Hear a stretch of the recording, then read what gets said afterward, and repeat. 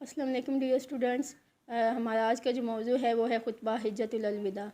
آپ صلی اللہ علیہ وسلم کی حکمت انقلاب کے جو ہم نے سارے جو مراحل ہیں ان کو دیکھا. اس کے بعد آپ صلی اللہ علیہ وسلم کا جو خطبہ حجۃ الوداع ہے یہ آخری جو قدم تھا دین اسلام کی تکمیل کے اندر.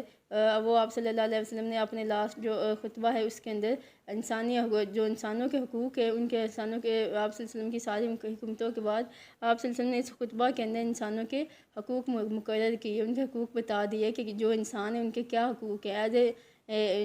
میں ایک انسان کے طور پہ انسانیت کے کیا حقوق ہے. یہ دنیا میں انسانی حقوق کا پہلا چارٹر ہے.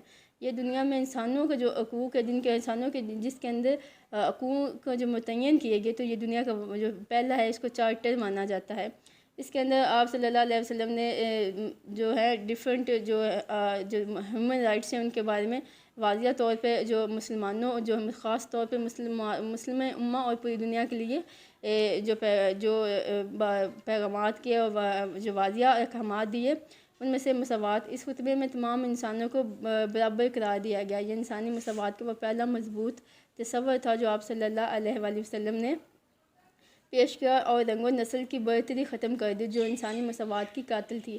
اس خطبہ کے اندر آپ صلی اللہ علیہ وآلہ وسلم نے جو پہلا جو پوائنٹ تھا وہ یہ بتایا کہ جو تمام انسان ہیں وہ مسلم اسلام کے اندر ان کا وہ انسانی مساوات کے طور پر وہ سارے کے سارے برابر ہیں.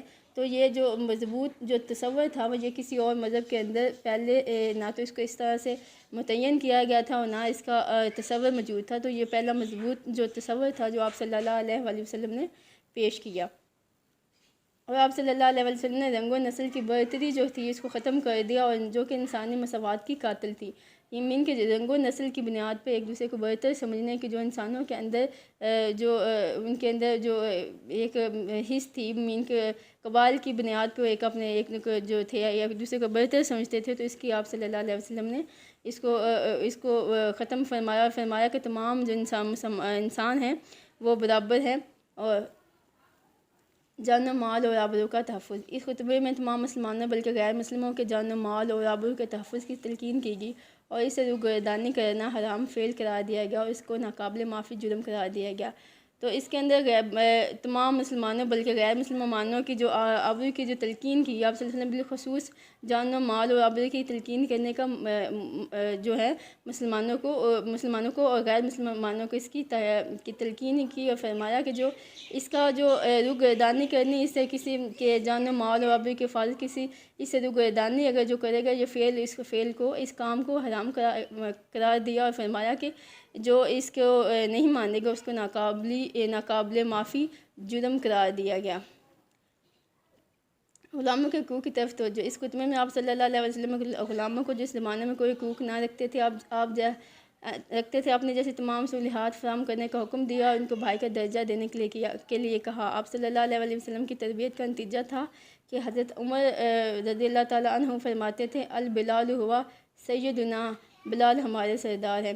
تو اس کے اندر عرب کے اندر جو غلام جو طبقہ تھا جس کو وہ خریدتے تھے ان کے کوئی حقوق متعین نہیں تھے، لیکن آپ صلی اللہ علیہ وسلم نے اس خطبہ کے اندر ان کو اپنے جیسے سہولیات فراہم کرنے کا حکم دیا، ان کو بھائی کا درجہ دیا. جس کے پھر حضرت عمر رضی اللہ تعالیٰ عنہ فرماتے تھے البلال ہوا سیدنا، حضرت بلال ہمارے سردار ہیں. جہالت کی رسوم اور دعووں کا خاتمہ. آپ صلی اللہ علیہ وسلم نے جہالت کی تمام رسوم قبیہ کو ختم کر دیا. تمام دعووں مثلاً خون اور سود کے تمام مطالبات کو ختم کر دیا اور سب سے پہلے اپنے خاندان کے مقتول کا خون اور اپنے چچا کا سود ختم کر کے عملی مثال پیش کی. اس طرح ایک نئے دور کا آغاز ہوا.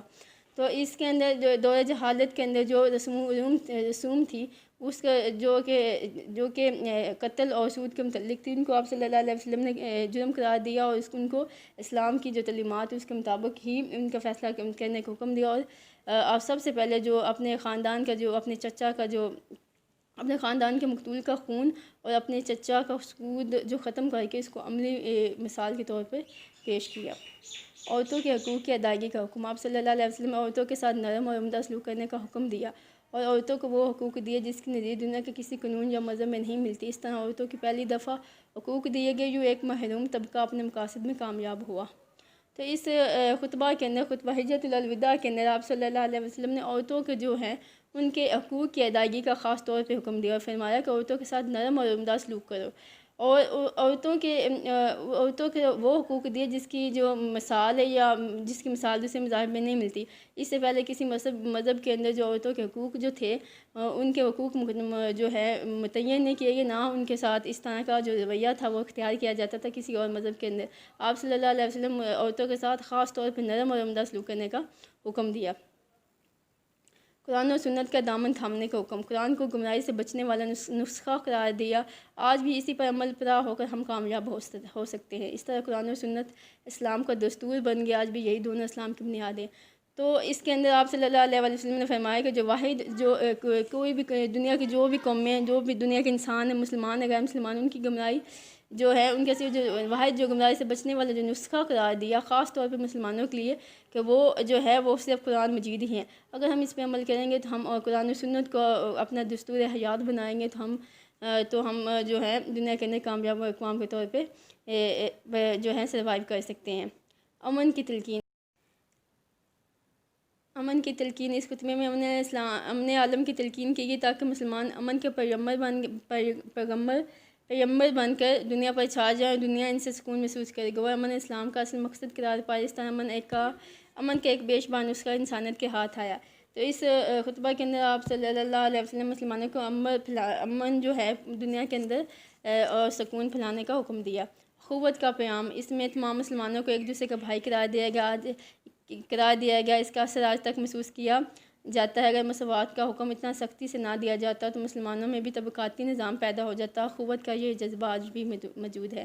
تو آپ صلی اللہ علیہ وسلم نے جو میثاق اخوت کا جو انصار اور مہاجرین کے اندر اخوت کا جو تعلق پیدا کر کے پوری امت مسلم کو جو ہے وہ مساوات کا درس دیا اور جو اس کا سختی کے ساتھ ان کو حکم دیا۔ اگر یہ مسلمانوں کے اندر یہ اخوت کا جذبہ نہ ہوتا تو مسلمانوں کے اندر بھی طبقاتی جو نظام تھا وہ پایا جاتا۔ سنت ابراہیمی کے مطابق حج کا احیا، آپ صلی اللہ علیہ وسلم سنت ابراہیمی کے مطابق مناسک حج کا احیا اور جو غلط رسومیں حج کی عبادت میں رواج پا گئی تھی ان کو ختم کر دیا۔ اس طرح حج سے بے حیائی اور خلاف توحید چیزیں ختم ہوگی۔ آپ صلی اللہ علیہ وسلم نے عرب کی جو بے حیائی کی جو رسومات تھی جو حج کے دوران پرفارم کی جاتی تھی ان کو آپ صلی اللہ علیہ وسلم نے منع فرمایا اور سنت ابراہیمی کے مطابق مناسک حج جو ہیں ان کو ادا کرنے کا حکم دیا۔ دین کی تکمیل، اس حج کے موقع پر تکمیل دین کے اعلان کے لیے یہ آیت آئی: آج کے دن میں نے تمہارے لیے تمہارا دین مکمل کر دیا اور تم پر اپنی نعمت تمام کر دی اور تمہارے لیے اسلام بطور ضابطہ حیات پسند کر لیا۔ اس طرح دین مکمل ہوگا اور یہی دین دنیا کے لیے آخری اور مکمل دین ٹھہرا کر فقط اسی میں انسانیت کی مکمل ہدایت کا سامان موجود ہے۔ آپ صلی اللہ علیہ وسلم پر یہ جو ہے قرآن کی سورۃ مائدہ کی یہ سورۃ جو خطبہ حجۃ الوداع کے موقع پر اتری کہ آج کے دن میں نے تم پر تمہارا دین مکمل کر دیا اور تم پر نعمت جو ہے تمام کر دی اور تمہارے لیے اسلام کو باضابطہ طور پر بطور ضابطہ حیات پسند کر لیا۔ تو اس کے بعد آپ صلی اللہ علیہ وسلم کے جو دین کی تعلیمات ہیں، اسلام کی تعلیمات ہیں، ان کو مسلمانوں کے لیے بطور حیات جو ہے تمام زندگی کے لیے جو ہے اس کو پسند فرمایا اور مسلمانوں کو اس بات کی خوشخبری دی کہ آج ان پہ جو ان کا دین ہے وہ اللہ تعالیٰ نے مکمل کر دیا۔ Thank you all of you, have a good day.